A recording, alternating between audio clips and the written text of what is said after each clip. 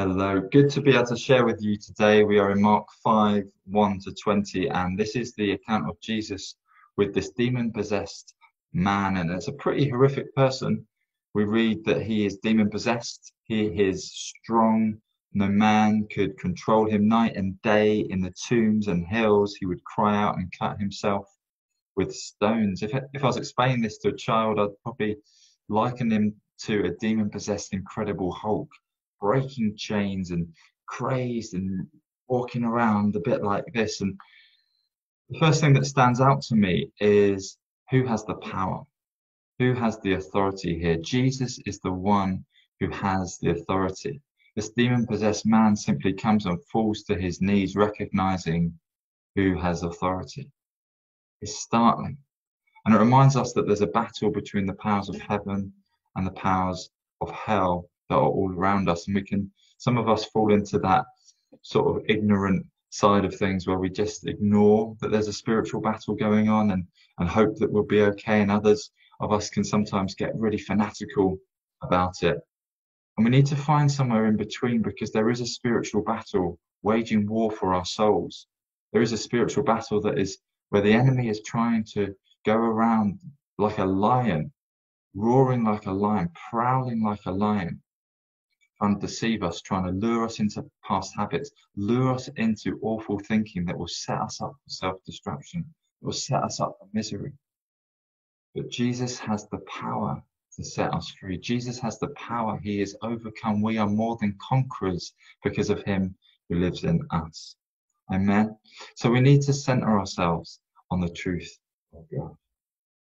Secondly, in the previous chapter, we read about the parable of the sower and what constitutes good soil. And it's really interesting looking at this passage and seeing that the most unlikely of characters, this demon-possessed man, outcast, hated by people of his region, he becomes good soil.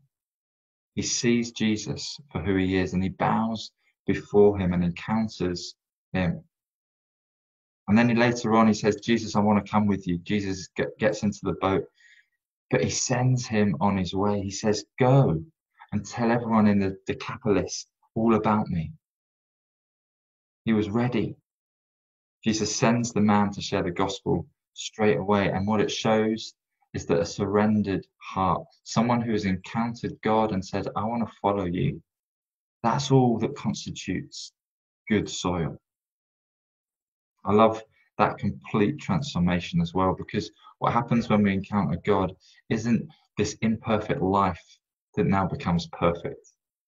It's not like we were messing up all the time, we had an awful life before, and suddenly everything's rosy and everything falls into place.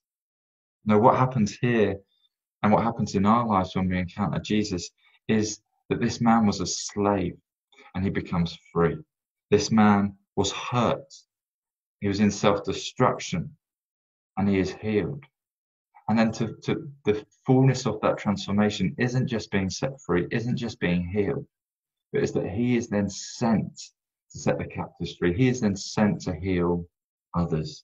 I love that. That is the full transformation that God brings to every one of us when we encounter Jesus. He doesn't just give us healing and give us freedom, but he sends us to partner with him in doing that to many others. And it's beautiful, most unlikely. And one of Satan's big lies is that we can either be slaves to Jesus, do the right thing, behave in a certain way, or we could be completely free to live our own lives. You know, that lie that the culture will say, that's Satan lying to us. Because the truth here is that we are free when we are in surrender to Jesus. We are only free to be ourselves because of what he has done. It's because of his blood, it's because of his victory that we are free. The alternative, like this story, like this example, is that we're pawns to Satan. We are slaves to the enemy.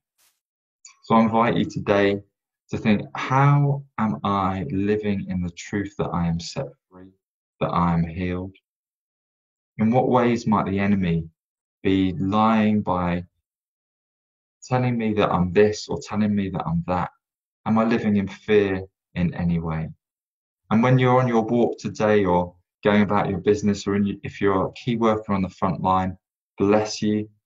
How are you living in God's truth? How are you living in God's truth? Bless you all. Have a wonderful day.